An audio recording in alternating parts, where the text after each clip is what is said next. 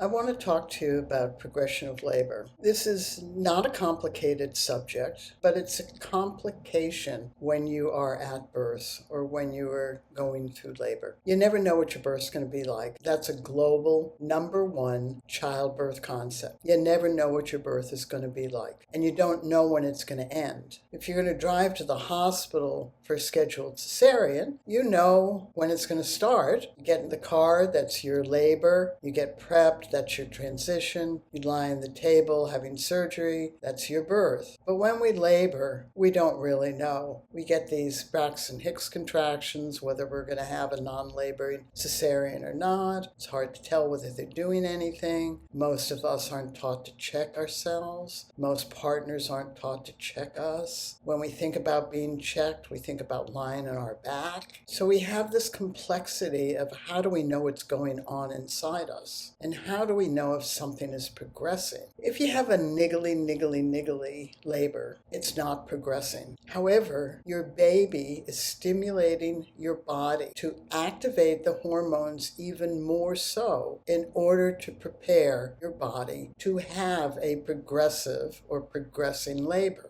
One of the skills that we figured out was within the first 15 years of developing the Birthing Better skills. As I've mentioned in other videos, the skills we first developed in the 1970s had to do with the fact that 95% of us were laboring. And if we had a cesarean, we were given a general anesthetic, and therefore we couldn't use skills during the surgery. And long labors were considered perfectly normal, natural, physiological, and accepted. Yes, the medical profession tried to augment labors, that's for sure, and they did episiotomies and forceps for a delay in second stage, that's for sure. But basically, women could labor for days, and that was accepted. By the 1980s, society had just totally changed. Birth control, safe abortions, women in the workplace, families getting smaller, women demanding that they develop another type of cesarean so you weren't left with this ugly scar from your pubic bone to your navel, because we were wearing bikinis and we wanted to have a pretty body. And vanity won out. The doctors came up with a bikini cut or the low-lying incision, and that also permitted us to be awake during the surgery with a spinal or epidural, and to allow the baby's father or other to be with us so that we had a fulfilling experience when we had a surgical birth. But the reason that the cesarean rate rose within these societal factors was it was no longer acceptable to labor for 72 or 96 hours. People wanted to have given birth within a 24-hour or 36-hour period. And it was curious how many women wore a badge. I labored for 96 hours. In reality, we discovered the skills about what to do with niggling labor, because many women, when they had niggling labor, took that as the beginning of their labor. When we read the birth reports, we could tell that the labor, meaning from about 3 centimeters to full dilation, and the pushing phase was actually about a 6-hour or 8-hour period. In other words, that 72 hours beforehand was a non-progressive labor. But it's progressing in the sense that the hormones are working in your body. And this is what caused us to develop the niggling labor skill that I've talked about in another video. We knew from vast experience that women who had niggling labors were trying all sorts of natural remedies to get their labor going. As Birthing Better families, it was as much intervention as the modern medical interventions. And when you hear natural birth advocates saying, leave it alone, and then they're trying to do so many things to get labor going, it's inconsistent with the message. If you believe it's okay, why are you fiddling? And what we decided was don't fiddle. And the reason we decided that was that women who fiddled were tired. And when they went into active labor tired, they were more likely to have more interventions. So we decided, as we developed the skills, to develop a skill around niggling labor. And that skill was simple but not simple to use. The skill was a question you either asked yourself or you were asked by your birth coach or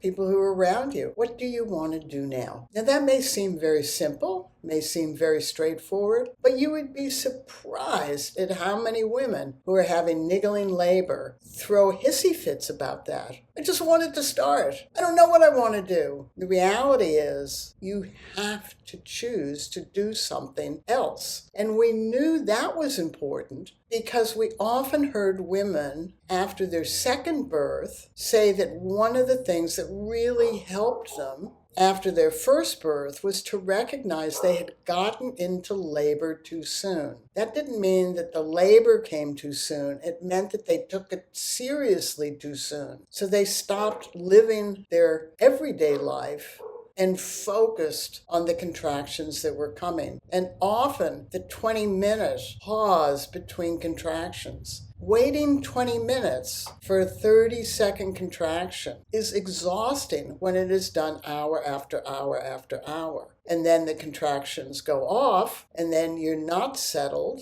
because you don't know what's happening. And so you don't sleep well. And a lot of women don't sleep well in the last few days or weeks of pregnancy, but you don't know how to rest. You don't know how to focus on anything else other than waiting for the next contraction. So what we did is Birthing Better Families going, it is what it is. If the contractions are not getting longer, stronger, and closer together within an hour or two, our labor is not progressing. So we asked ourselves this question, what do I want to do now? Or we're asked, what do you want to do now? And we took that very seriously. And sometimes we took that very seriously. For days, we took it seriously. We might go, oh, okay, we'll go for a walk. Fine, go for a walk. Or I want to go to the movies. Okay, go to the movies. I want something to eat. Make it and eat it.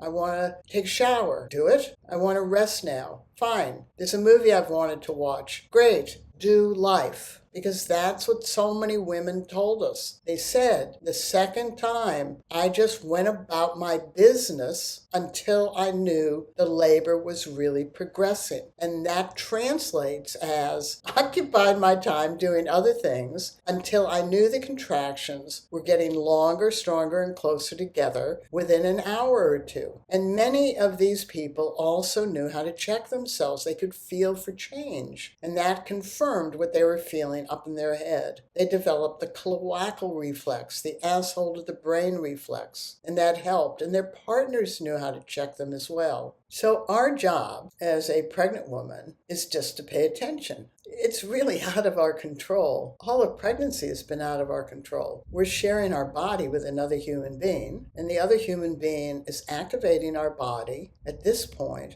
in order to open up so they can come down through and out. And our job is to assist that effort. And the best way that we can assist that effort is to have skills that we use moment to moment and a variety, broad range, depth of skills that are adjustable, adaptable, and sustainable. And we pay attention to that moment to moment feeling about labor and what it's doing. Now, at some point, we all do go into labor. And most of us, at least at the beginning, from tightly closed cervix to the tissue all around the cervix thinning out, being effaced, to the cervix opening up so that we might be able to stick 1 finger, 1 centimeter, 2 fingers, 2 centimeters, 3 fingers, 3 centimeters. And when we get to 3 to 5 centimeters, most labors then become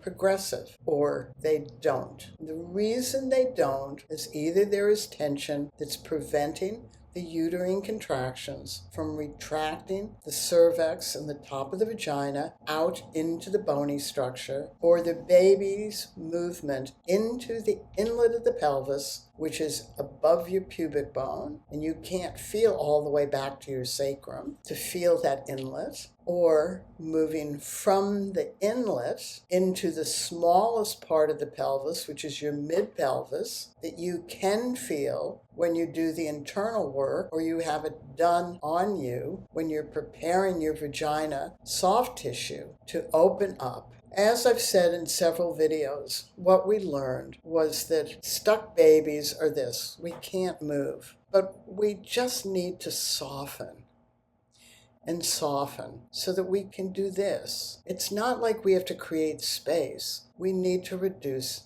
tension.